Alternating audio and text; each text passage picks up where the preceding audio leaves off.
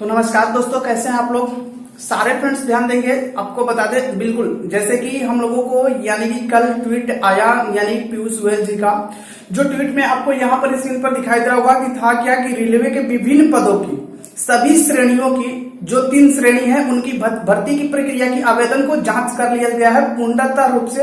और सभी 3 पदों पर क्या होगा कि परीक्षाओं का आयोजन 15 से यानी 15 दिसंबर से शुरू करने का यानी कि शुरू किया जाएगा।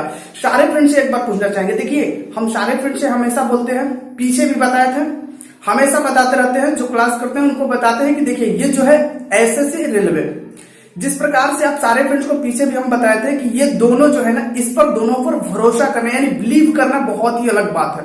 यानी कि इन दोनों पर बिलीव करने वाली बात नहीं है, लेकिन इसको माइंड में जरूर रखना है सारे फ्रेंड्सों को। देखिए अभी पीछे जो है कल यानी कि हमारे युवा साथी लोग ने जो जिस तरह से प्रदर्शन किया, जैसे कि सारे युवा साथी बताते थे कि ये सरकार जो है ये थाली और ताली की भाषा ही समझती है। तो जैसे कि यहाँ पर आप देख सकते हैं कि ताली और थाली की भाषा किस प्रकार से लोगों ने समझाया, हमारे देश के युवाओं ने समझाया, आप देख सकते हैं यहाँ पर।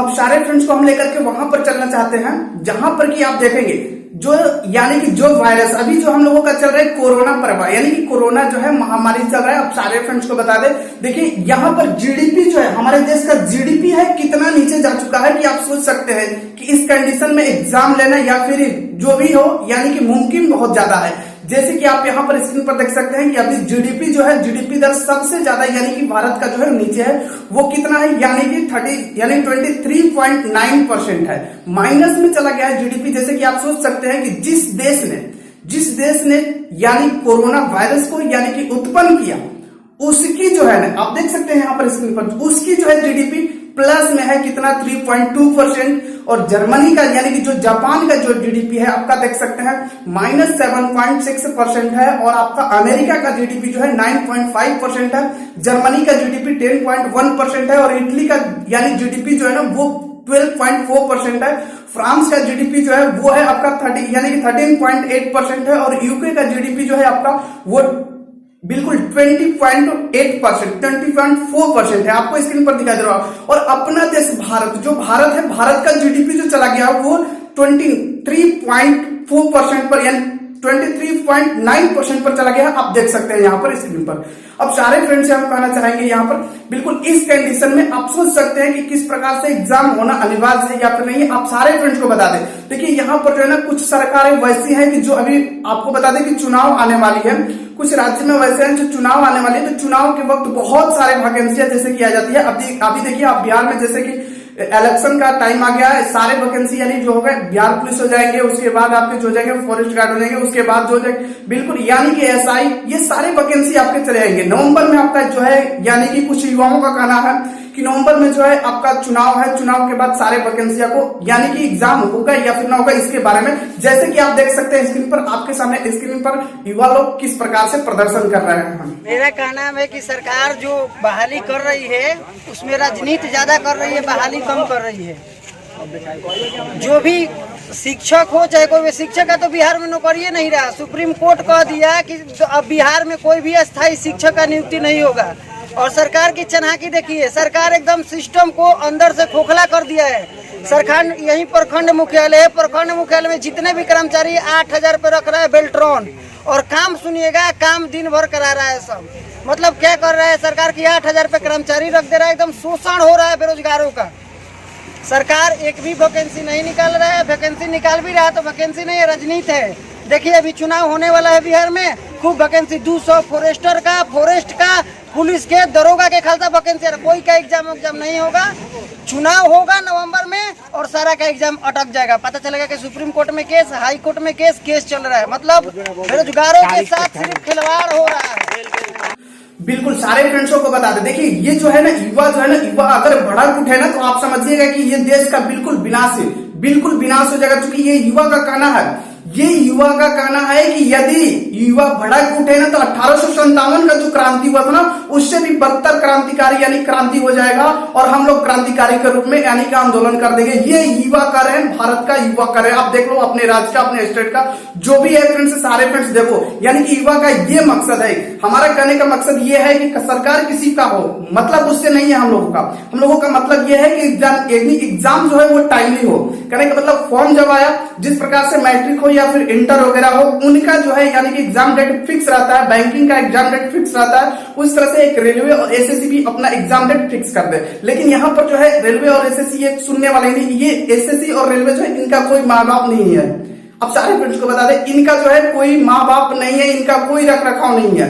अब सारे फ्रेंड्स जब मर्जी करे वैकेंसी निकाल दो, जब मर्जी करे यानी कि उसको टाल दो, जब मर्जी करे इसको यानी एग्जाम हुआ, एग्जाम को फॉलोअप कर लो। देखो यहाँ पर सारे फ्रेंड्स, यहाँ पर जैसे कि देखिए आंदोलन की तरफ बढ़ रहे हैं बहुत ही यानी कि तरीके से, बहुत ही मुहिम तरीके से। अगर एग्जाम नहीं होगा तो ये 1857 से भी बदतर क्रांति होने वाला है। सारे फ्रेंड्स ध्यान देंगे यहाँ पर। सरकार सुधर जाए, नहीं तो जिस दिन आंदोलन शुरू होगा ना तो एक बहुत बड़ा 1857 के क्रांति से भी गंभीर रूप लेने वाला है। इसलिए सरकार संभल जाए और बेरोजगारों पे ध्यान दे, रोजगार निकाले। और हम यही कहना चाहेंगे, जो भी सरकार है, गवर्नमेंट, हम उनके हाथ जोड़ करके विनती कर रहे हैं, चाहे वो केंद्र सरकार हो या फिर यानी कि स्टेट सरकार हो, उनसे कहना चाहेंगे कि मेरी गार्जियन की भावनाओं को समझे।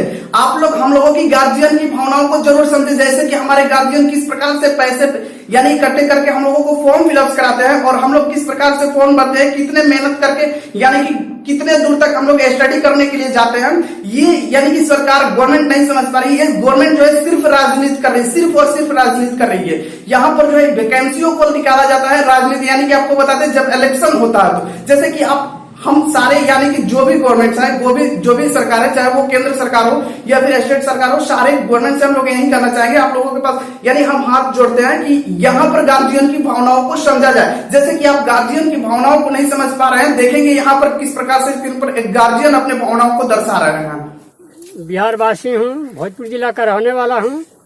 सरकार से ही मेरा जोर निवेदन है कि ये बच्चों को जो हम लोग पढ़ा रहे हैं, किस भरोसे पढ़ा रहे हैं। जो भी सरकार की बहाली निकलती है वो बच्चा अपने कैसे कैसे पैसा जुटा करके उनके गार्जियन फॉर्म को भरवाते हैं। फॉर्म भरवाने के मतलब होता है कि कुछ दिन में वो बहाली जो है कैंसिल कर दी जाती है, दूसरी सरकार आती है तो फिर से बहाली निकालती है। तो बताइए, ये समस्या लगातार चलता रहेगा तो गार्जियन की क्या दशा होगी। और लगता है कि ये बच्चों को बिहार में या देश में पीठ पर लात नहीं मार करके पेट पर लात सरकार मारने की ओर जा रही है। इसलिए मैं सरकार से, बिहार सरकार या केंद्र सरकार से मैं कहूँगा कि ये बच्चों को बेरोजगारी पर ध्यान देते हुए अपने जो बहाली निकलती है वो सही ढंग से, तरीके से बहाली की जाए, ताकि सरकार हम लोग को, बेरोजगारों को कुछ सहारा मिले, गार्जियन को उम्मीद को पूरा की जाए। नहीं तो हम लोग क्या करेंगे लास्ट में यही करेंगे कि हम लोग क्रांति की ओर हम लोग कदम बढ़ाएंगे और सरकार को देखेंगे कि कितना सरकार में ताकत है। उस ताकत को सहने के लिए हम लोग तैयार हैं।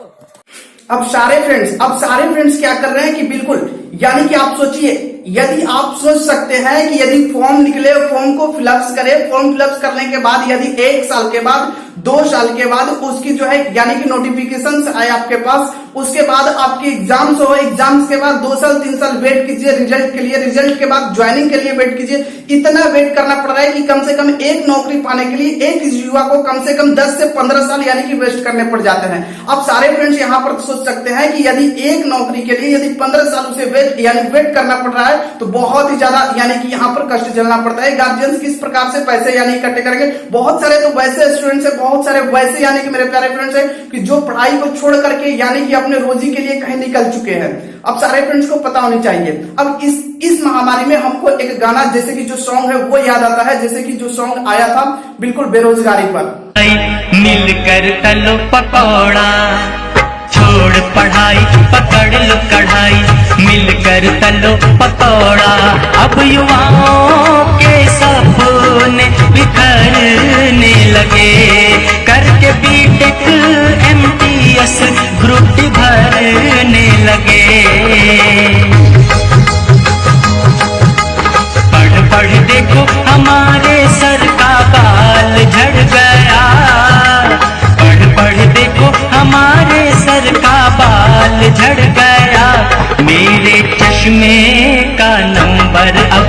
साल बढ़ गया, मेरे चश्मे का नंबर अब के साल बढ़ गया, कोई करके घोटाला माला माल हो गया। तो मेरे प्यारे दोस्त, हम आपको बता दें कि इस गवर्नमेंट से हमें कुछ लेना देना नहीं है, हमें कुछ मतलब नहीं है। हमें यही है कि हम लोग यानी कि हाथ जोड़ते हैं, हम लोग आपको हाथ जोड़ते हैं कि हम लोगों का जो है वैकेंसी टाइमली करे, हम लोगों का वैकेंसी जो है वो टाइमली करे। फॉर्म यदि निकाले तो उनको यानी फिलअप करे, तो उसका यानी कि एग्जाम टाइमली ले, उनका रिजल्ट टाइमली दे, उनका ज्वाइनिंग टाइमली कराए। और अन्यथा आप सारे फ्रेंड्स यानी स्क्रीन पर देख रहे हैं कि किस घर से सारे फ्रेंड्स यानी जो बिलोंग कर रहे हैं। और यहाँ पर आप देखिए कि जो ताली थाली लेकर के लोग जैसे यानी समझाने की कोशिश कर रहे हैं, हमारी सरकार को समझाने की कोशिश कर रहे हैं कि सरकार अभी भी समझे, ठीक है। अब हम लोग यही चाहेंगे कि ये गार्जियन की भावनाओं को समझ करके आप बिल्कुल आप सोच सकते हैं, आप युवा है, आप सोच सकते हैं, जब ये गार्जियंस इतने जुनून में है कि हम लोग यानी कि जो भी कार्रवाई हो उनको करने के लिए हम लोग तैयार है, तो सोचिए कि जब युवा टूट पड़ेंगे तो क्या होगा।